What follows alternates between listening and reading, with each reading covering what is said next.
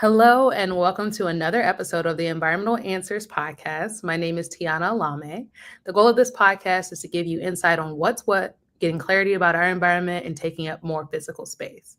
I have the pleasure of being joined today by Andre Taylor. He's actually a Ph.D. student, right? Where are you getting your degree now, Andre? I'm working on my degree in American Studies, a PhD in American Studies at the College of William and Mary in Virginia. Do you prefer to be called Dre or Andre? Uh, Either or, but I answer to Dre a lot more than anything else. It's weird hearing somebody say Andre to me. So, Okay, no worries. I was looking at your website and I think it's like Dre. And when I was looking at you, I said, when he gets his PhD, he'll be like the Dr. Dre of history. Ha, ha, ha, ha. uh, no. Woo! At that point, I'm going to go by my first initial A and middle Dr. name A. LeVar after LeVar Burton. So it's going to be A. LeVar Taylor. Say it again. A. LeVar Taylor, my middle name, I'm named after LeVar Burton. Oh, So my tell us a middle little bit name. about LeVar Burton and who that is. So my mom, when I was born, decided um, it was between Kunta and LeVar because Roots was really big and she liked Roots. And she went with LeVar. And I told her, I said, with the size that I have, had you given me Kunta, that could have worked in my advantage a lot. Um, but A. LeVar Taylor, I think, will have a nice ring once I get the PhD. No, that's super. That's super dope. I'm excited for you. So, could you tell us a little bit about who you are, where you're from, and what's led you to the work you're doing now? So, born and raised in Philadelphia, was in journalism for almost 15 years, lived all around the country. And it was when I was in Greensboro that I made my career switch and said, I was tired of the day to day with being a crime reporter. And I wanted to go and do something more historical, something where I didn't have to deal with the crime that I was covering. And food hit automatically, so it was just like, all right, what are we going to do with this food thing? And you start thinking, and this is funny because my grandfather, when he died November 30th, 1993. It was a Tuesday evening, Philadelphia, Pennsylvania. Remember it like it was yesterday.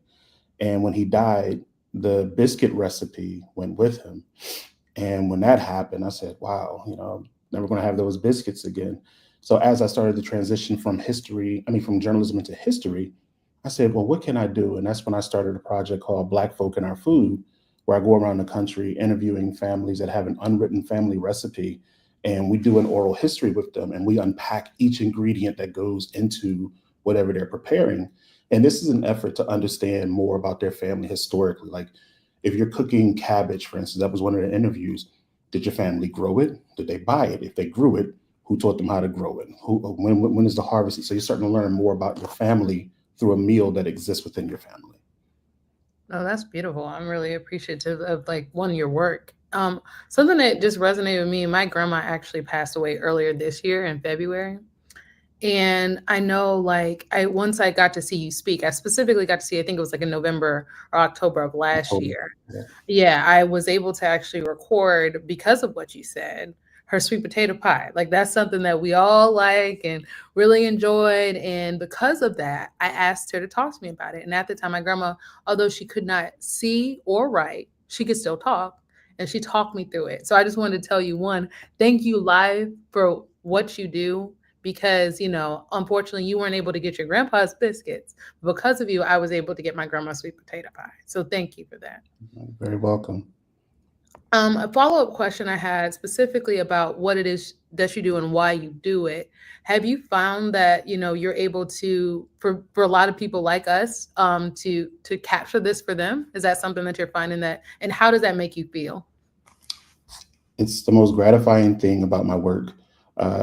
And it's gratifying because A, I'm doing historical research. B, I'm passing something to families. So it's all recorded. It's audio video. So you get to see the person talking, you get to hear the recipe. And if something were ever to happen to that person, you have their likeness that you can always revert back to and see them. And if you get that craving, oh, I wish they were around so they could get this, you have the recipe. And they walk you through step by step. So um, it's really a lot of fun to do situations where I've gone into different kitchens and the recipes that you hear, this is like, really? That's really? I never would have thought about that. There was one young lady in Michigan, And her family recipe that she shared was eggnog. And I never thought of that being something that Black families shared, but it had been Uh-huh. passed down for generations. And, it's just these different connections to food. And food speaks louder than I think we listen to. And that becomes problematic to me. It's just like, being a kid, you grow up and you watch Superman. It's like, oh, Superman, but you never saw him eat. The closest food associated with George Washington is him cutting down a cherry tree. Mm. And I think once you start to dive into what people were eating and what were on these plantations and so forth, you get a better understanding of the climate in general of what was happening in history. No, that's clear. I know one of the theses and thoughts we have at Environmental Answers is that the history of food is connected a lot to a lot of the environmental things that we're dealing with. And something I got to talk to you a little bit before we got on that I would like for you to highlight again is like in your experience, what connections have you seen with the food history matters in our environment and how is that connected? Oof. So that's a heavy question because it's connected in more ways than we think. Currently, a lot of the research I'm working on now is going toward dissertation research, but I peeled off and dove into the field of okra. A lot of people, when you hear okra, it's like, oh, that's slimy and it's gross, it's disgusting. Um, but then it just hit me one time with okra. I'm like, well, okra, where does it come from? Because everybody says West Africa. Well, partially true. So you go back and you look at the environment that was in West Africa, and you realize that it's not just from West Africa. And the origins is what used to be considered the Kush Kingdom, what is now Ethiopia, Okay. migrates from east to west, from West Africa here. Well, why did it go there? And then it's weird. You go to the Bible and you find out that the spread of okra in Africa is connected with the spread of Christianity in Africa Hmm. before it got here. So when you read stories about individuals on plantations that didn't know anything about Christianity, they didn't know about religion, it's like, I wouldn't say that too much. This is hidden in plain sight for you. And then once okra gets here, when we talk about environment could mean so many different things. But for me, I look at okra in general and specifically, and it's like Thomas Jefferson started writing about okra. Oh, the enslaved people are growing this plant on my property. And then he tries it and it's like, I'm growing okra for myself. And it's just like, so you start to see that the climate and environment begins to change, and you start to see the development of an American food identity, not just something that's specifically named for or about enslaved people. I really appreciate that. I mean, I'm currently growing okra in a little garden box in my community.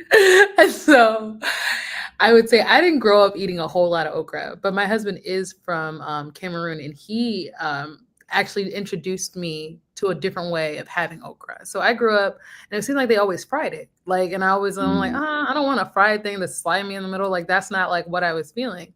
But they have a way of boiling the okra and making it more like a stew. And it's actually one of the first meals I fed my son. So like for me, when I hear about like the connection of okra and that long history and why it matters, it's really significant to me. And so that's dynamic.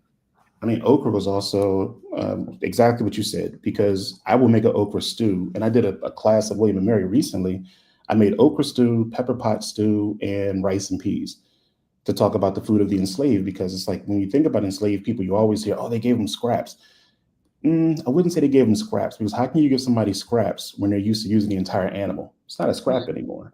So making those dishes, the okra stew specifically, a lot of people are like, I didn't know that you could do okra like this. Like, yeah. And then geographically, once okra gets here, you notice that the meat in okra stew changes. So the further south you go, you may get more seafood. When you come to Okay. Virginia, of course, you get Virginia ham. But as Hmm. you start making your way north into like Maryland, now you see okra stew of the enslaved that's using oysters. Oh, I've So never had it with oysters. Like, I mean, that's like, okay. So like you can put different meats in it. Like I think I've had it with smoked turkey and mhm. I think that might be it. But you're saying that like seafood, like I guess when I think about gumbo, shrimp is gumbo. Don't they use okra and gumbo sometimes? Correct. Correct. Okay. Yeah, no, that makes sense. That makes sense. I really appreciate that. So if someone were to just stop you on the street and say like, "Hey, why does your work matter?" What would you tell them for them to like really walk away with? What's something that you could say to them that could help them to see why it matters so much? I always tell people I make my work palatable for everybody. And when they say, well, palatable, then I go into the whole spiel of why I use food as a source of research. Um, because a lot of what I do, especially now with my research for what eventually will be a dissertation, part of a dissertation, I focus on the impact that food had on the civil rights movement, specifically the sit-ins. You could have gone to the schools and protested, desegregate the schools, desegregate the hospitals, desegregate transportation. But those four men from North Carolina A&T decided we're going to go to the Woolworths and we're going to sit at the counter. We're going to ask for coffee. It becomes something that's more unique because it's just a basic human right. It's human activity, human action. It's just like, okay, who cares about food? What do we know about food? Food is the one thing that brings everybody together. You have to sit in the same space. More than likely, you're eating some of the same foods. It may have different names. I might say, hey, somebody may say, I want rice and peas. Or I may say, I want Hop and John. We're talking about the same thing. So now I want people to realize that food plays more of a tremendous role in the way that we function on a daily basis than we ever thought. But what I realized in the Western way of telling history, we want to have victors that are superheroes, and we make them superheroes by not talking about what they ate, who they ate with, what they cultivated, how they cultivated it, and how did food play a day-to-day relationship between them and their parents. Man, I mean, when you say it that way, it almost makes me feel like I should have, instead of it, food history does matter, but we could have say like food is missing, like missing from the story, like where's the food? Because, to your point, like if we extract what we're connected by, which is we all eat, how Mhm. are we going to understand how to work together? That's what I'm hearing. That and just understanding, like I always talk about the American food identity, because if you look at what was here when the settlers arrived, there was some things here, but then, and of course, as people arrive, more things come with it. But there's like whole cooking styles that are associated, and then you have this connection between indigenous and African foodways. And it's just like, all right, this starts to show up in this stew that didn't show up before they got here. And then you see a lot of the plantation owners that have a lot of money, like, we want you to be our cook, but we want you to go to France and be learned and be trained there, then come back. So then you add a lot more of the fats. So now you start seeing things like lard, which is something that is going to be used more in Europe than it would have been used here, but now it's here and it becomes an ingredient. So why do we look at all of these things and what does it matter? Well, it matters because grandma put lard in her biscuits before now we've advanced to butter, margarine, or other types of things. But lard was the way to do it, to add that flakiness and that buttery flavor to your biscuit. But we don't talk enough about it. And by not talking about it, we just took some of your family history with it. No, I think there was something you mentioned to me earlier that I wanted to circle back to. We talked about memory and food. When you brought Yes. that up, that was something that I really wanted to break apart because when you said what you just said now, I'm like, okay, but like tell me more about how like food memory matters as well. Okay. So you're looking at the first teachings. Remember, enslaved people arrived here empty handed, not empty headed. And that empty handed part was overcompensated by the not being empty headed. So if someone taught you how to make something, um, nobody wrote it down. That's why today, traditionally, a lot of families don't have recipes written down. My grandmother, to this day, I say, hey, tell me about your potato salad recipe. Oh, I haven't written it down. You have to do this and do that and do this and do that. Same thing with my mom. Well, I didn't write this down, but if you try this, and what you realize is that we've never lost that connection between the oratorical griots that were experiencing in West Africa. That came with us and never left us. So now you have this ability to pass something down from generation to generation without writing it down. And it brings that closer connectivity to your family because all of a sudden you are so deeply entrenched and steeped in what your family is all about. You don't even realize that food is at the center of it all because that's the one thing you talked about generationally that never changed. What has changed? What schools do you go to? What options you have? And my mom just had a birthday on April 29th. Happy birthday, mom. But the funny thing is, when I think about her birth being born in 1962, My mother was born without rights. Mm. My father, born in 1960, born without rights. Mm-hmm. But we still have those stories about food that connect us. Now, when I talk to my parents about different foods, everything is centered. Like you can't talk about a family road trip without food. You can't talk about a family fun day at church without food. Food is always talked about, but never put into the narrative.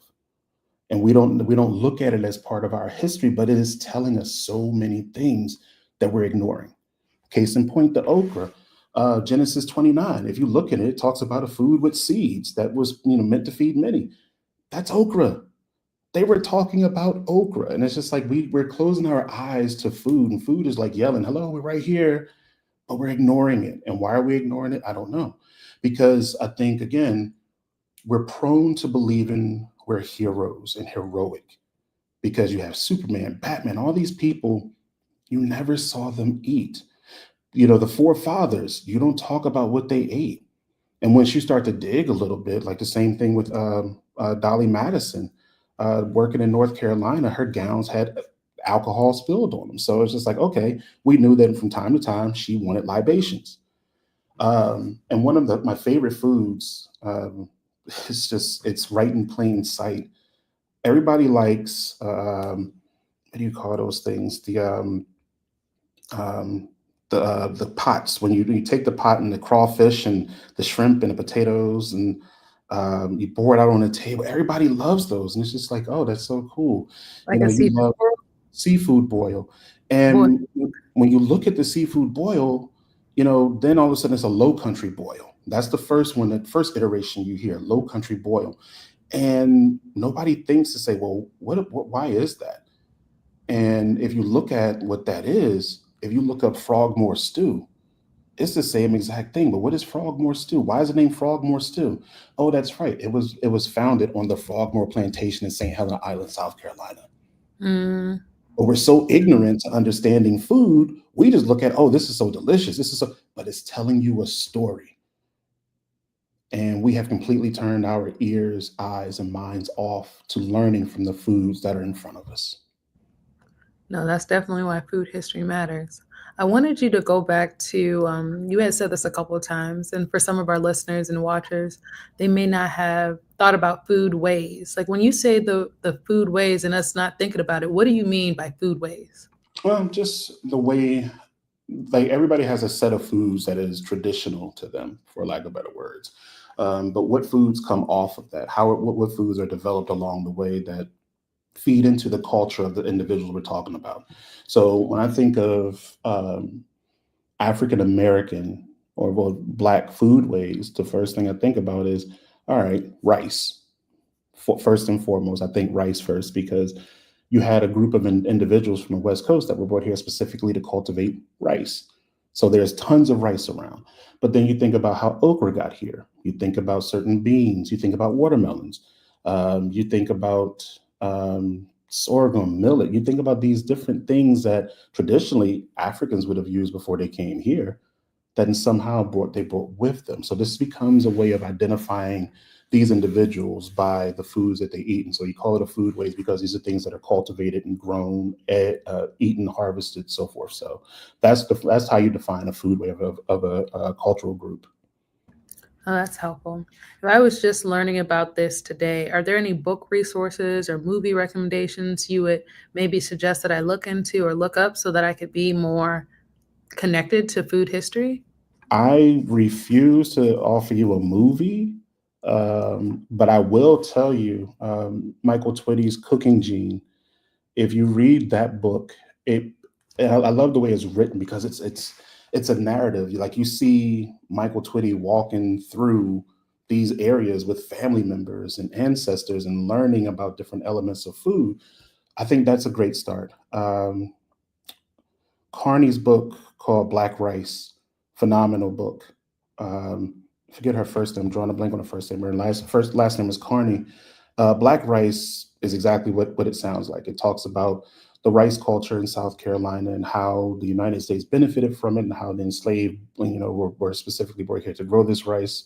And it becomes a narrative also that if you read that book and then you read Twitty's book together, all of a sudden it's like, I got it. So those are two of my go-tos. I tell people that are interested in learning about foodways. I always tell them, if Michael Twitty is putting something out, you need to be picking it up. Oh no, that's really helpful. Another question that came in specifically about food history was what is hold on one second, let me read that right. What is the main goal for your work? Like is there a reason why you're doing this work? Do you want more people to know? What is your main goal for doing this work? I want people to learn to think. I want you to learn to think. Don't just take what I say. I want you to learn. I want my work to inspire you to think outside the box. I don't want you to sit in the box and say, oh, well, this person said, and I think that we've gotten too interested in what other people say and taking it as the gospel instead of doing our own research. That's the journalist in me. Somebody says, my name is Tim. I'm going to fact check that and make sure. And I find out your name is Abraham. You're not Tim, you're Abraham. But I want people to think critically. The work that I'm doing now, I'm looking at food history, the civil rights movement, and the Greensboro sit-ins. So I'm looking at an era between 1960 and 1969 in Greensboro, North Carolina specifically. Am I doing it because I'm an A&T alum? Maybe, maybe not, who knows? But the stories are interesting because you go to the Civil Rights Museum that's there in Greensboro, and you see the picture of four men sitting at the lunch counter, but you see a busboy in the background. Why is his story not as powerful and important as those four men? Well, I found out about his story because this year on the 65th anniversary, I got to sit down and do an oral history with him. So he's no longer just a picture in the background. Now he has a whole story that I'm talking about in a paper that I'm writing, because it's just like, wow, nobody thought to talk to this guy. I mean, people have interviewed him, but in depth, there's not much done on him.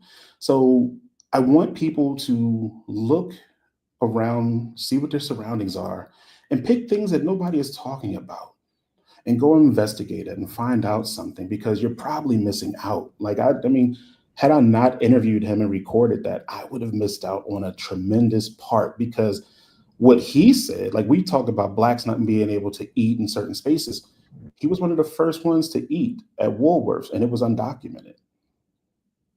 So it's like, so now the narrative changes because he was eating there. But they also changed the narrative at Woolworths because they invited four black people to eat. And when you think of four, you hear the Greensboro four, A&T four. It's interchangeable, but it's talking about those four men from A&T. Well, they had what's called the Woolworths four that were the first four to eat. And they were four black employees of the Woolworths, but nobody talks about that. So by not asking the question of who is, why is, who are, people are missing out on narratives and not getting the full story.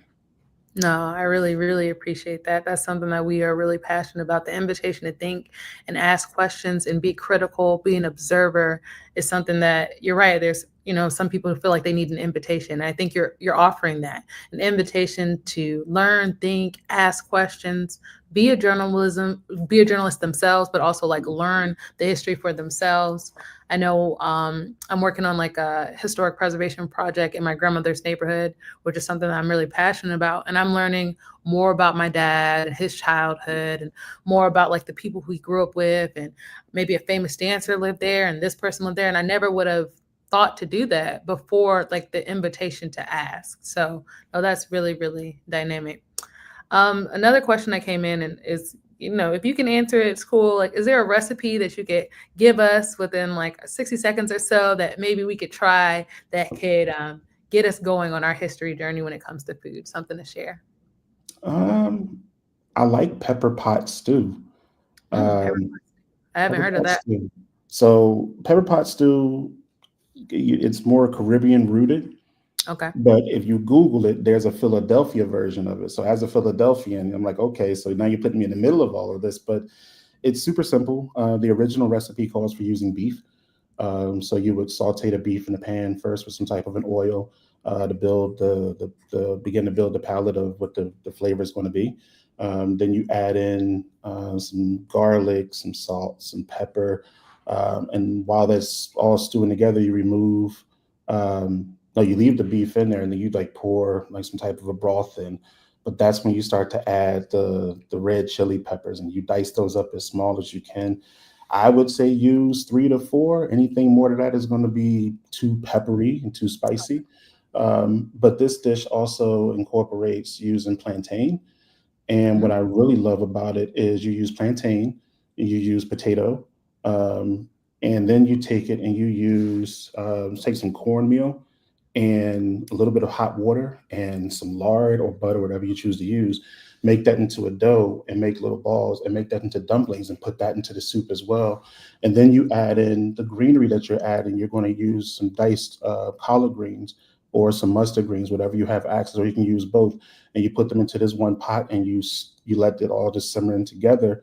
And at the end of it, you have something that's representative of a culture of people that arrived here and use one pot meals as a way of nourishing a group of people. Yeah, that's dynamic. Very impressive. One, that you were able to give us that recipe very quickly. And I'm sitting here like, I need to figure out how to make that this weekend. I'm really looking forward to trying that out. As we start to wrap up the episode, I just wanted to know if there's any like lasting thoughts that you wanted to share, or anyone you want to shout out, or anything that you want to talk about. This is your moment to say what it is. Maybe even talk to us a little bit more about what you're doing with your PhD, whichever. Uh, Shout out to my wife for putting up with all of this because between classroom and just traveling a lot, for research and so forth, and we have young kids. We have twin girls that are 9, Mm. so for her to manage, all right, he has to go here, he has to do that. And there have been times that she said, get a hotel room and just go write and study. Uh-huh. So the support that comes from that is tremendous. And just thank you to the ancestors for leaving all these seeds, for us to pick up and understand, because it's more than just that. We think about slavery, but we don't really dive into all of the mechanics. It's like, oh, this was bad, this was this. We have remnants of recipes that still exist today that started on plantations that everybody oohs and ahs about now, but nobody gives the credit where credit is due. So every time you go out to a restaurant, if you cook something at home, think twice about what you're eating, and not think twice, is it good, is it bad? Think, how did this become a part of the American culture, part of American culture, and become identified as American food identity that we live in? Chicken wings were considered scraps. Now you can't go a place that's not predicated off of chicken wings. Yeah. Uh, Chitlins, I'm never going to eat chitlins. I'm sorry. That's just not how it's going to be. My mom loves them. I had to grow up smelling them in the house, so God bless my nose. Um, but you think about what people eat, and the term that we learned in elementary school, well, enslaved people ate scraps. Mm. Can't say a group of people who were used to utilizing the entire animal for either food, clothing, or shelter. You can't say that that was a scrap. They're very used to using the entire thing. So look past the word scrap and realize just how important that period of enslavement was, what came out of it, and what we're still using today. It's very important.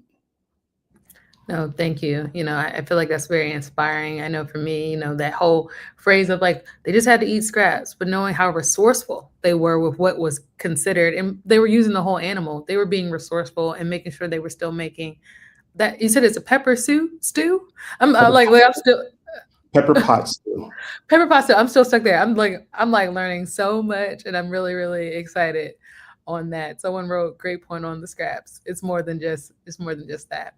So, if someone wanted to keep in touch with you, what's the best way for them to do that? Is it LinkedIn? Is it visiting your website? LinkedIn is good. Visit the website. It's drethehistorian.com. Um, Try to update things as much as possible. I'm going to be doing some updates again soon. Email is always good. Andre at drethehistorian.com is always probably the best way to reach me. But Okay. between the email, LinkedIn, and my website, those are the best ways of keeping up with me. Are there any future speaking engagements at your school or activities that are coming up that we can see you on? Because we just missed. You said you had a cooking class of sorts, so I'm like, man, I missed that. I would have tried to figure out how to come up from North Carolina. Are there any other things you may be having going over the summer and the fall? So the fall, I mean, you'd have to buy a ticket, but Hmm. I'm giving a talk at the University of Pretoria in South Africa, and it's going to be on um, the expansion of Christianity in Africa by way of okra. What? I think you need to say that one more time. So you're going to be in you said South Africa on South this? And Africa. so, okay. And then you're going to be giving, I'm looking forward to that. I definitely want to link and celebrate that because that's super cool. And I'm really excited for you. Appreciate it. Thank you. Yeah. So thank you again, Dre. Thank you for everyone who tuned in today live. It's another episode of the Environmental Answers podcast where we're bringing you clarity on what's what, connecting environmental spaces to things that matter to us most. Today, we really focused on food, and last week's episode was also on food. But we want to highlight the fact that it is an environmental answer that people need to make sure they're asking questions about. So thank you for listening. And if you ever have any questions for us, you can email us at askenvironmentalanswers.org. All right. Thank you, everyone. I hope you have a good one.